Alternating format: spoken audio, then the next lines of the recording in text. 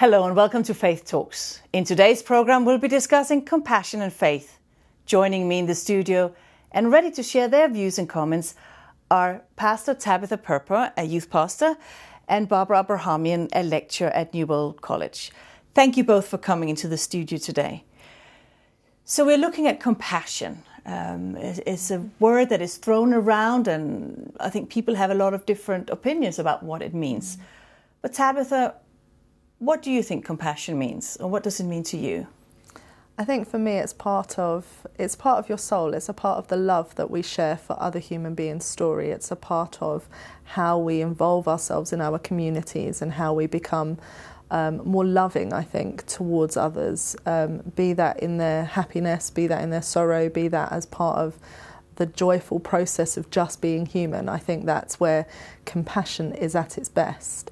I'm reminded of a story I read where it says that Jesus wanted some quiet time. He was just looking to get away from the crowd, have a bit of quiet time just to recharge his batteries, and lots of people saw him sneaking off and they were like, right, we're going to follow him. And the text says that he turned around and he had compassion for them because they were like sheep without a shepherd.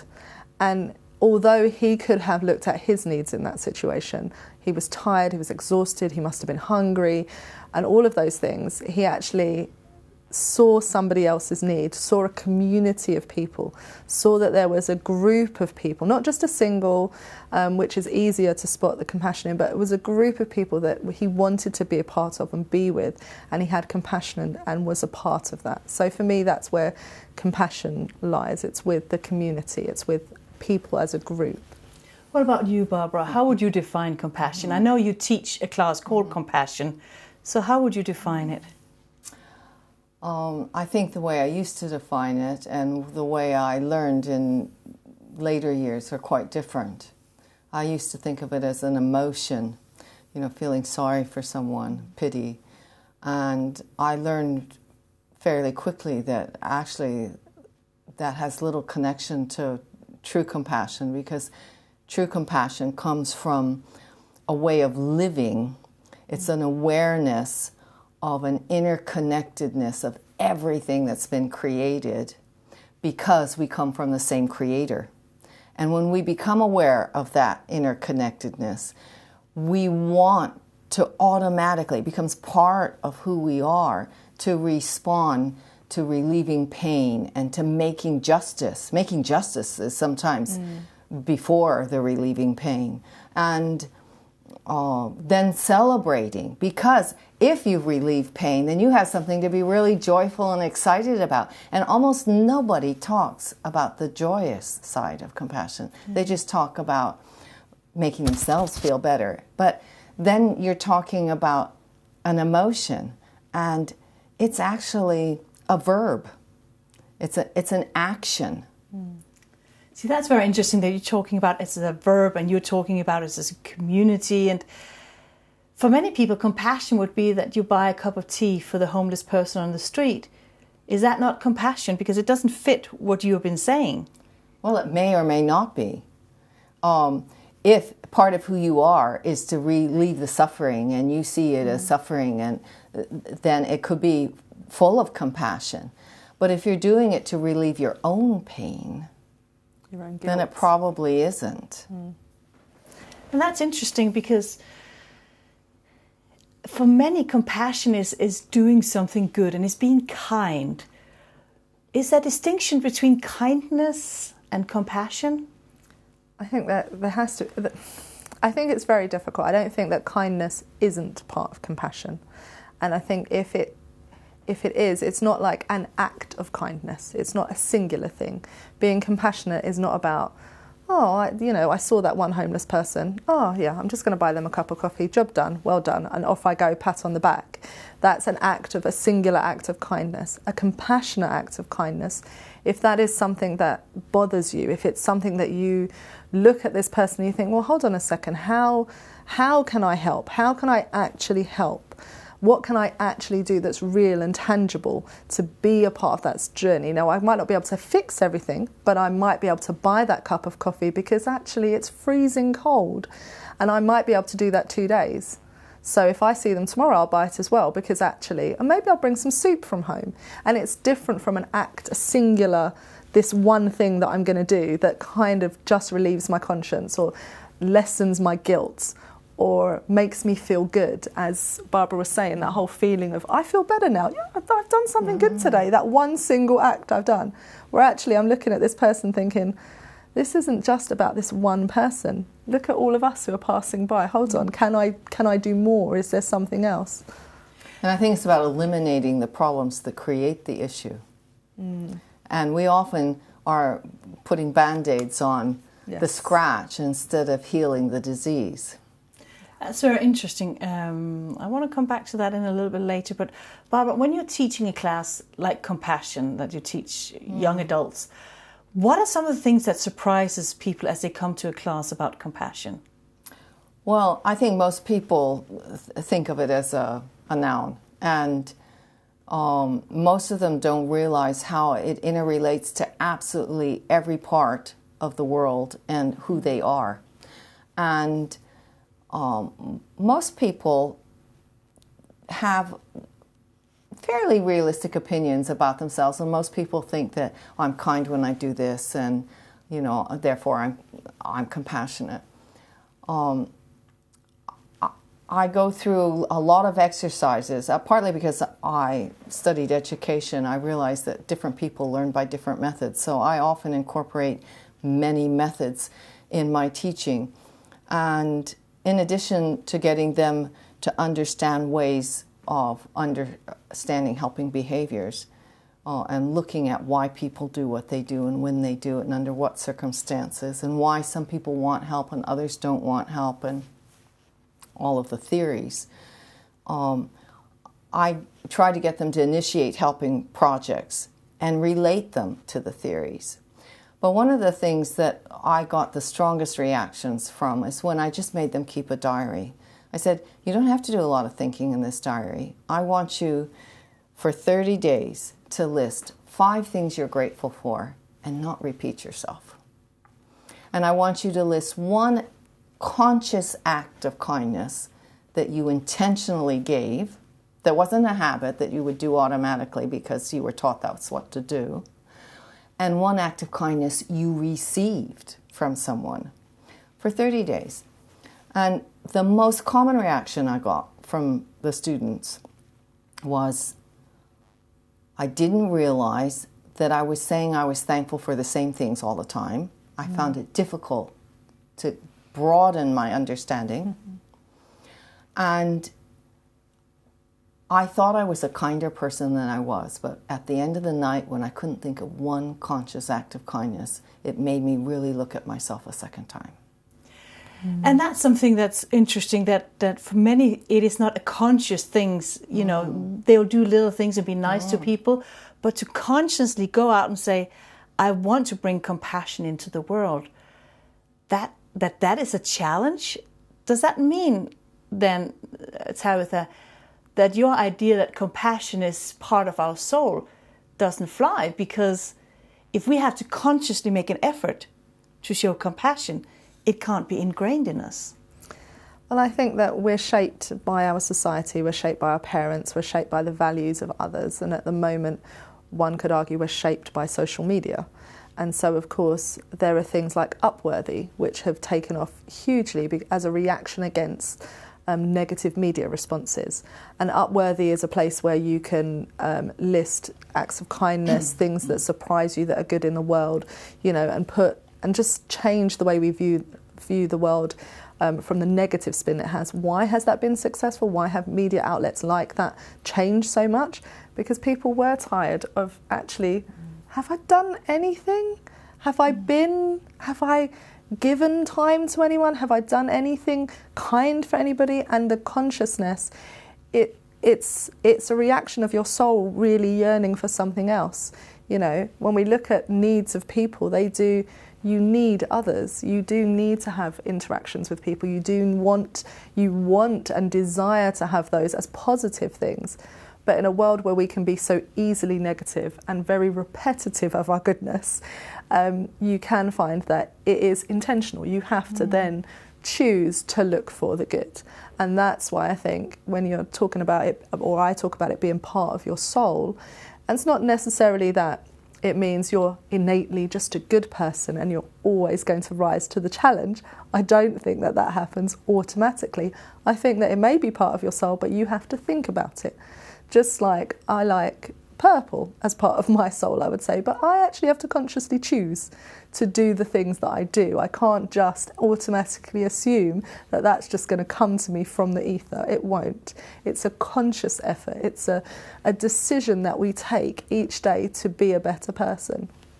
Well, to expand on what she's saying, when you have made a conscious decision and then that conscious decision becomes part of who you are, then you make another conscious decision. So it's consciously expanding your awareness of compassion in the world around you and actively looking for problems and issues to which you can be part of the solution. So you are talking, not only about expanding ourselves, but looking for problems where you can be a solution. What do you mean by that? What does that have to do with compassion? To me, it's part of spirituality. It's part of a God with us, with me, in me. And I often just say, make me aware of what it is I need to say and do that will make a difference. And sometimes I'm not conscious of the difference, and will be told the next day or days later or sometimes years later that something I said or did made a difference. But it's the fact that I let myself be open to new possibilities, and I'm continually astonished at some of the things that come out of my mouth when I make myself available. And how the hours of my day change, things that I end up spending time on that weren't on the agenda, and make a difference, and yet somehow miraculously I still get everything done. Yeah. So you are actually saying it's part of being a Christ follower, it's part of your faith that compassion is ingrained in. It's part of my spiritual being, and and my spiritual being is so entwined with who I am that I can't separate it. Yeah.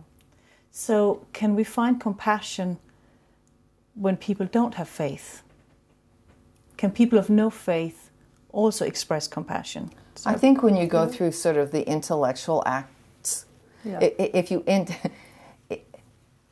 in your mind you can break down the steps from an intellectual perspective and go through the steps, that inevitably, when you interact with a human, whether it's with joyous celebration or with relieving pain, it reacts on who you are and changes your spiritual internal values and perceptions.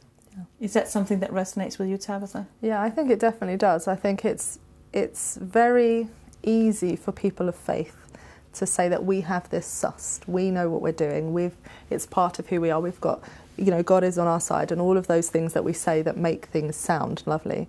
But in reality, God is with everyone.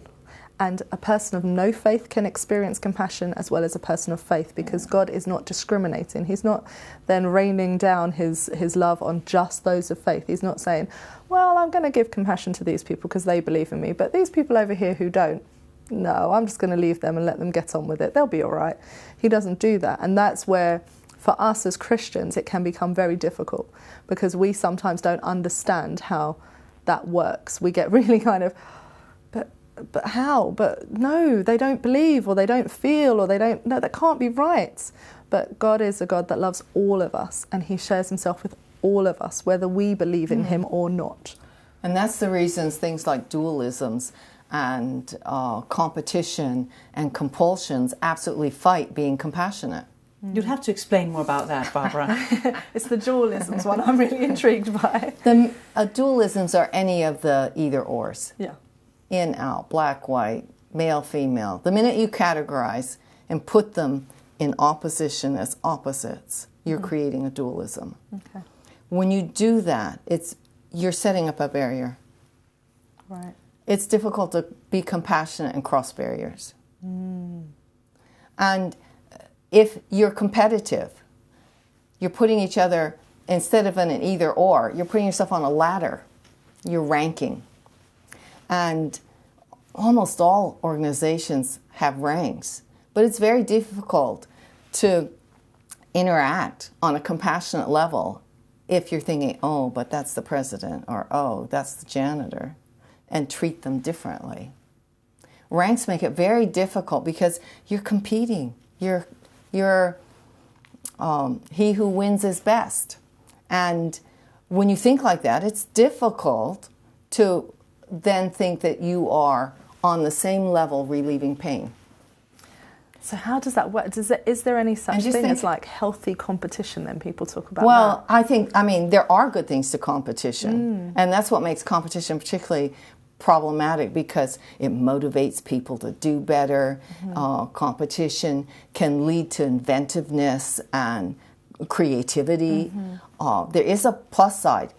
It's if that plus side is preeminent, is dominated by the negative instead of the value behind it being preeminent. And it's difficult. That's the most difficult one. Compulsions are quite easy. All of us know somebody who's compulsive about something. Most people are compulsive about something. So in a sense, we're all compulsive, but to the degree that our compulsion prevents us from being aware of pain and joy and how God wants us to interact and react. Because you're so locked into Because that you're one locked thing. in. Your compulsions don't allow you to choose. Right. They control you. And this is where the element of compassion and choice come in. Yeah. Because you have to be able to choose to do better, to see people for where they are and to actually accept them as a human. You can't be aware if you're compulsively on one issue, one spot, one point.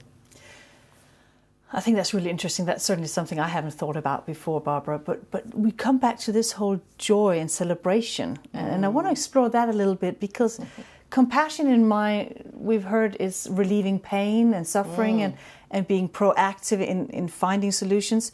But you also talk about joy and celebration. How does those two things work together? Because are they not in competition with each other?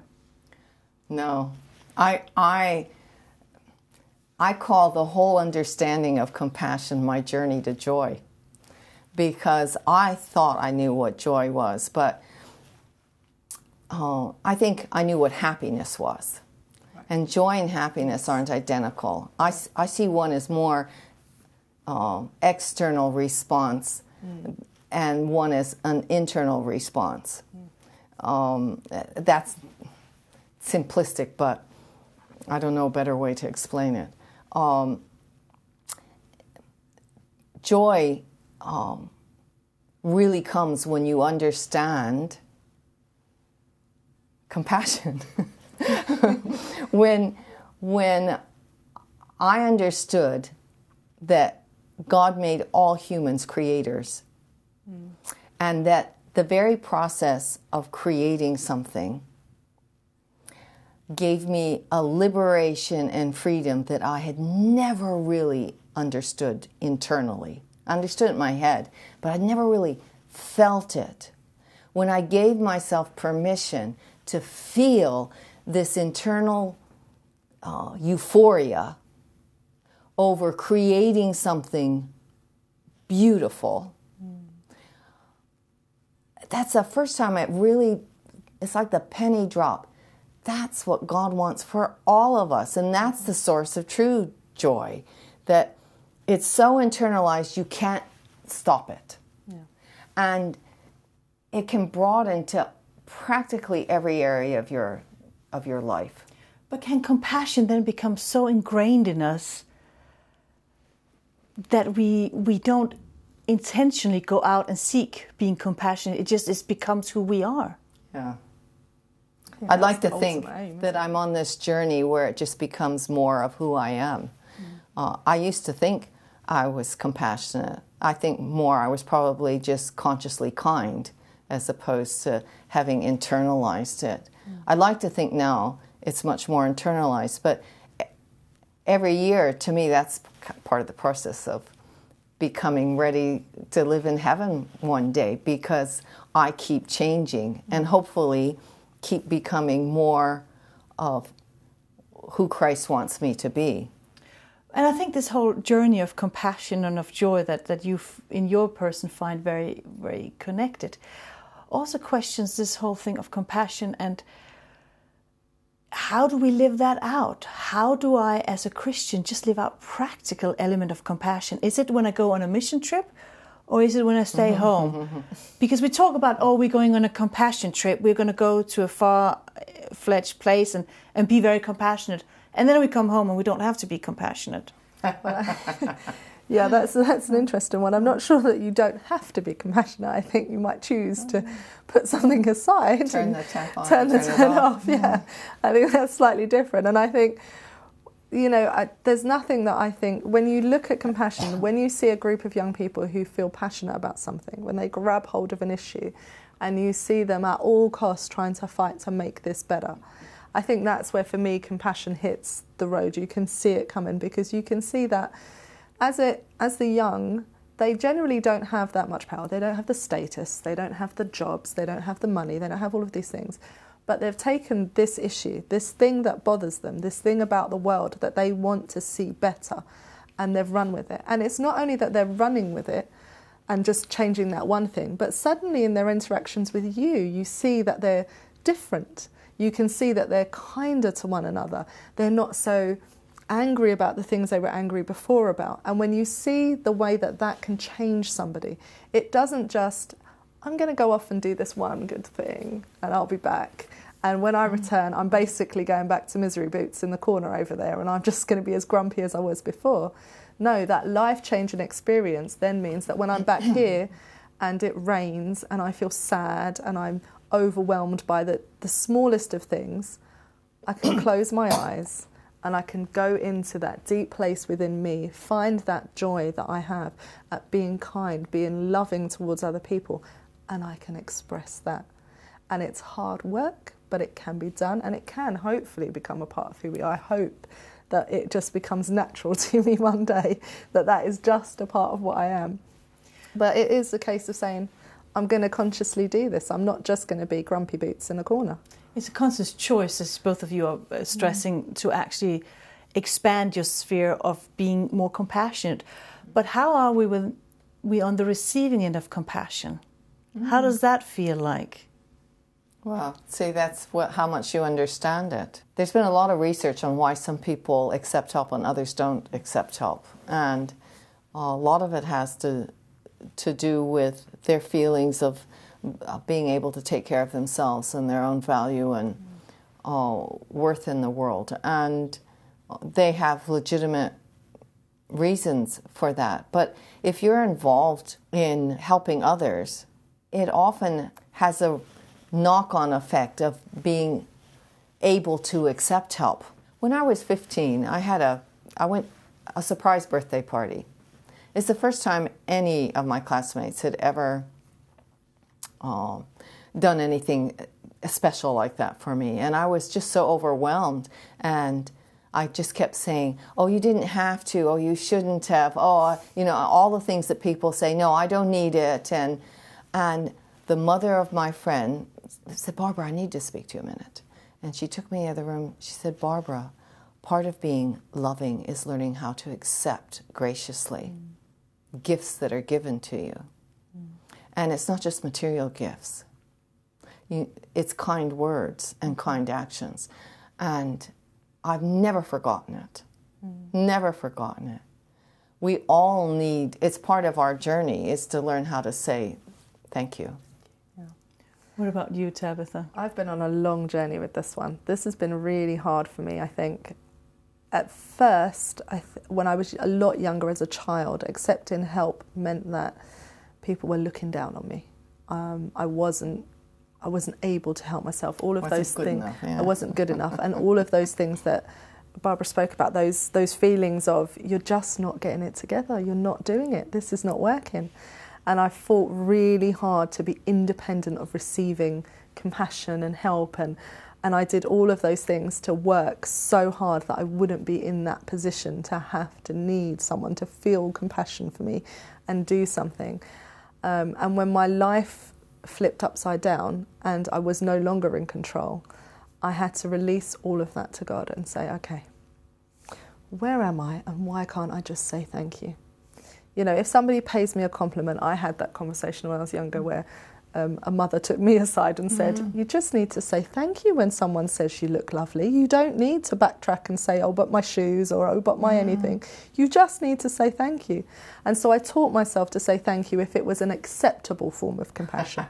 So if they gave me a present, that's fine. That's a birthday present. I can accept that. Thank you. If you gave me a compliment, thank you. I could do all of that. But if it was anything that seemed that I was inept at dealing with my own life, I'd run a mile. Nope, don't need help. If somebody had asked me, nope, don't need help. See, that's an example of ladder mentality and what competition does to our minds and how that fights against compassion. Because you can't give, you can't receive. I couldn't. And I because was you're on a ladder. Stuck. And it's a nightmare because you are completely stuck. And then I was stopping other people from experiencing joy at being compassionate. They obviously saw I had a need. They were obviously trying to be involved. And there I was being obstinate and saying no. And it came to a head when one day I was studying for my exams, trying to get my thesis written. I was up all night. I was pregnant. I was tired. I was just exhausted. Cooking was not an option. And I got a knock on the door and there was a massive basket outside of my door. It had cooked meals in it. It had some chocolates, a drink for me. It had specific things that I would like in there as well. And I burst into tears. I saw the box and I literally just started crying. And it was a few friends that said, we were on our way out, we'd cooked dinner for you, and we know you're always going to say no, so we just thought, we're going to just give it to you. You can't say no to this. And I was like, oh, thank you. Just say thank you.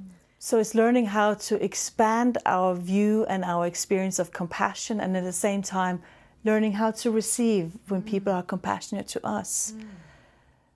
Thank you so much for being in the studio today and sharing with us. And why not add your voice to the debate by joining us on our Facebook page at Faith Talks. We'd love to hear from you. So thanks for watching, and we'll see you again next time.